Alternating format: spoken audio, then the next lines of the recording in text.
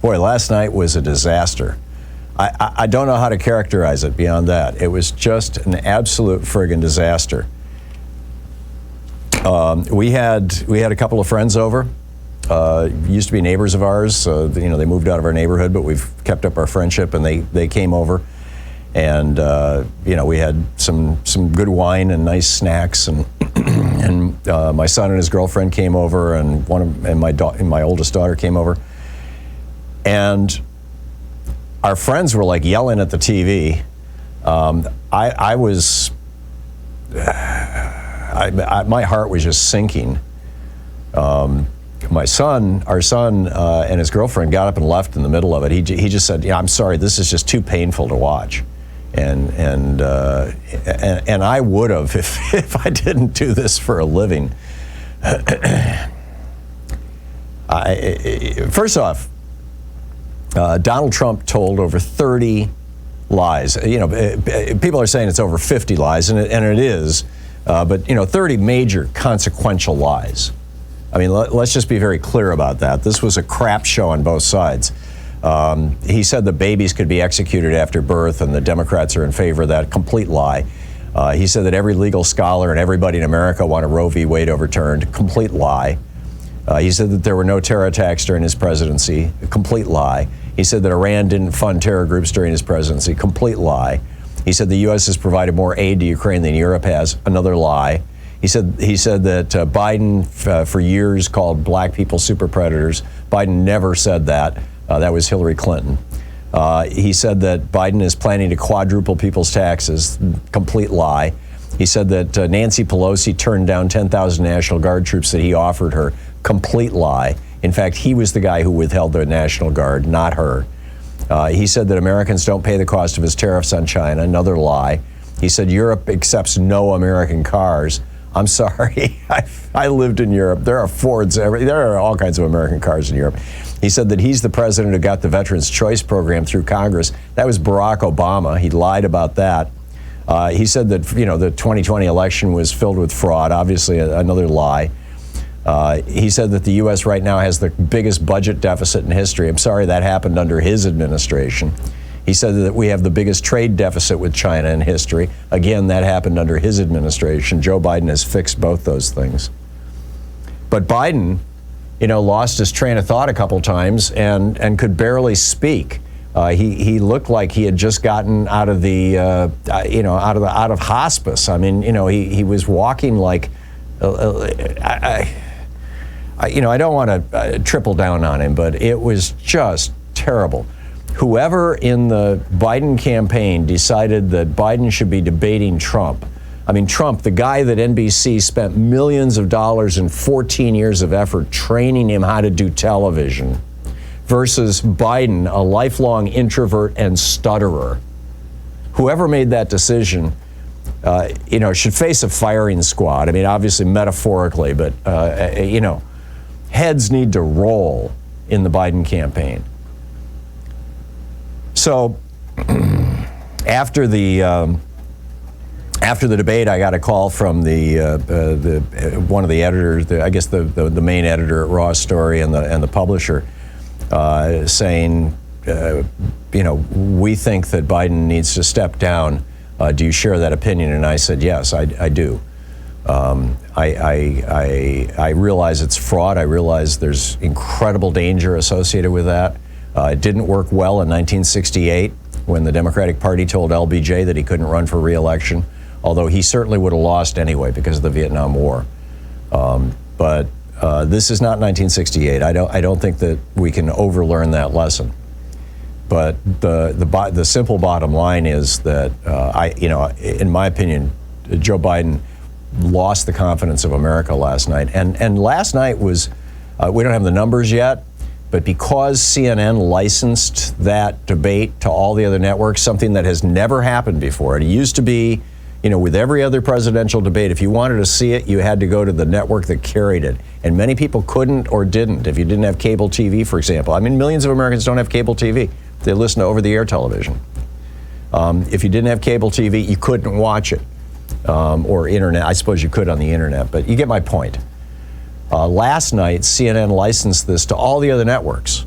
So basically, everybody in America was pretty much forced to watch that debate. And so if you go to PredictIt, which is the betting site, the legal betting site, the odds for Donald Trump becoming president, the payback on a bet, is now 60 cents. In other words, the odds are 60% of, according to the bettors, of Trump winning. Biden's down to 30%. And Gavin Newsom went from 3% to 16%. I mean, I think it's important to note that Joe Biden has been a spectacular president. The Inflation Reduction Act has generated a $1.7 trillion in U.S. investments. The CHIPS Act has created 84,000 new jobs. The Infrastructure and Jobs Act has started more than 40,000 projects. 201 federal judges who will protect our rights. Bipartisan gun reform, the first gun reform in 30 years. He forgave $150 billion in student debt for 4 million student borrowers. He collected $500 billion from millionaire and billionaire tax cheats.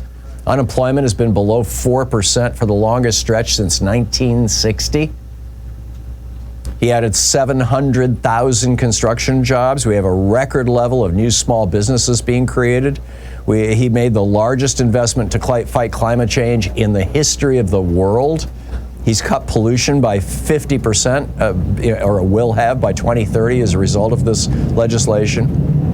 He cut methane emissions by 80%. He preserved more than 20 million acres of land for conservation. He's, renewable energy for the first time in history in the United States has surpassed fossil fuel energy. He capped prescription drug prices for seniors and insulin at $35 a month. He expanded veterans' health care through the PACT Act. He expanded overtime for employees making under $55,000 a year. He signed the Respect for Marriage Act. He approved over-the-counter birth control for the first time. He reformed the Electoral Count Act to prevent another January 6th. He pardoned thousands of people convicted of marijuana possession. He required cash refunds for canceled air flights. He connected 10 million households to Wi-Fi. He funded 14,000 mental health professionals in our schools. I mean, Joe Biden did a hell of a lot of good stuff. And he deserves our honor and praise and recognition as, frankly, one of the best presidents of my lifetime. I put him right up there with FDR and LBJ. And LBJ, of course, was badly flawed because of the Vietnam War. But in terms of his social policy, what he did for America, how he changed America. Medicare, Medicaid, these came out of the Johnson administration. And I'm saying Biden is that level of a president. But when you're running for office, you've got to be a candidate. And to be a candidate, you have to be the world's best communicator. Joe Biden had one job last night, and that was to prove that he was not an old, doddering guy, that at 81 years old, he still had it. And he failed. I mean, let's just be honest about this. Now, does that mean the Democratic Party must replace him? I don't know. I can argue this two ways. If they replace him with a strong candidate, somebody like Gavin Newsom or Josh Shapiro, or the governor of Michigan, Gretchen Whitmer. I mean, there's some good, strong Democrats out there. Then I think that the whole focus of the media for the next 4 months until the election. What is it, August, September, October, November, roughly 4 months, will shift to that new candidate. And that could just completely reinvigorate the Democratic Party in the race if it's a good, strong, fresh candidate. On the other hand, if the Democratic Party says, let's do Kamala Harris, I think it would be a disaster. She was not strong in the original primary, and I just don't think she can beat Donald Trump. She's been a good vice president, God bless her, and she's a wonderful person and has done a good job. But again, as a campaigner, I just don't see it happening.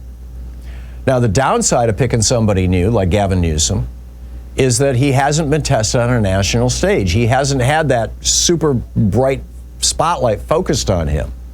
And all the skeletons in his closet haven't come out yet. You know, he used to be married to the woman who is now Don Jr.'s girlfriend, for example. I mean, you know, I don't know how that plays. I don't know what that means. I don't live in California. I'm not I don't. And, you know, obviously he's not the only candidate, but neither is Gretchen Whitmer or Josh Shapiro or any of the other people that are being talked about. Another possibility is that the Democratic Party could say, you know, well, we've got one candidate who has been tested and who won 3 million more votes than Donald Trump in 2016, Hillary Clinton. Let's roll her out. Now, I doubt that she would do it, frankly. And she's 76 years old. She's the same age as Donald Trump. But no, actually, she's 2 years younger. I guess Trump is 78. But she has the vitality to do it. And I think that she's been redeemed to a large extent. But I just don't know how that would play, frankly, with independents. And that's where this election is going to be decided. On the other hand, you know, if Joe Biden pushes through, if he does a good performance in the debate in September, as challenging as I think that's going to be, if he can get on the stump and show people that he had a bad night, but that doesn't mean that he's incompetent or non compos mentis, as the old saying used to go, you know, the Latin, then maybe he can pull out of this. You know, people are saying, oh, Barack Obama had a terrible first debate. Yeah, he did, but he didn't come across as senile.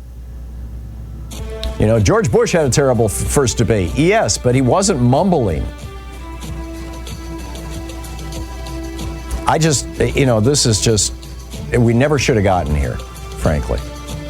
You know, if Joe Biden and the staff around him and the campaign around him knew that this was even a possibility, if it's just because he had a cold or didn't sleep well, they should have said, he's sick, we're going to postpone the debate.